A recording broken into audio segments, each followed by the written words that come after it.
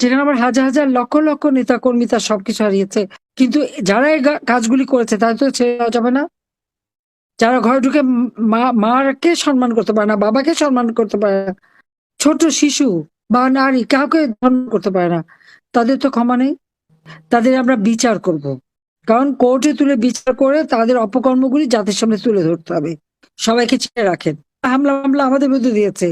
যারা অপরাধ করেছে, মানুষ হত্যা করেছে, সেই 15ই জুলাই থেকে যারা অপরাধ করেছে তাদেরকে তো ইন্ডেমনিটি দিয়েছে। ইন্ডেমনিটি দেওয়ার অর্থই তো যে এরা অপরাধী। আর মামলা দিয়েছে আওয়ামী লীগের নামে। কারাগারে বিনা চিকিৎসায় আমাদের একের পর এক জেল হত্যা করে যাচ্ছে ইউনূস। কাজে প্রত্যেকটা জিনিসের হিসাব নেওয়া হবে। আর এভাবে বারবার নির্যাতিত হওয়া যাবে না। সকলে এখন নিতে হবে, প্রতিরোধ গড়ে তুলতে হবে। ওই মব ভায়োলেন্স যারা করেছে তাদের বিরুদ্ধে ব্যবস্থা নিতে হবে।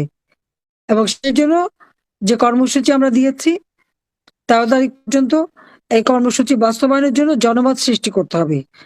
আপনাদের প্রত্যেকটা এলাকায় যত উন্নতি করেছে সেইটা তথ্যগুলি সংগ্রহ করে সেটা লিখে প্রত্যেক ঘরে ঘরে পৌঁছান, মানুষের কাছে পৌঁছানোর ব্যবস্থা করে দেন, এই জন্য যে আমরা তাদের জন্য কতটুকু কি করেছি আর এখন তারা কেমন আছে নিজেরা যাচাই করে দেখুক।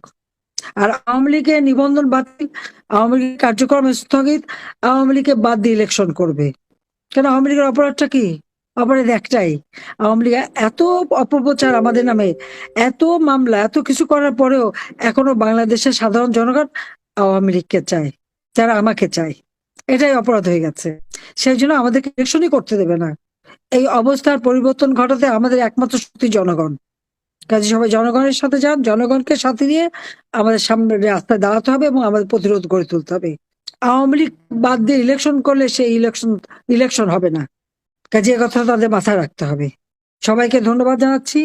সময় এসে গেছে, সবাই রুখে দাঁড়ান যার যা আছে। খোদা হাফেজ।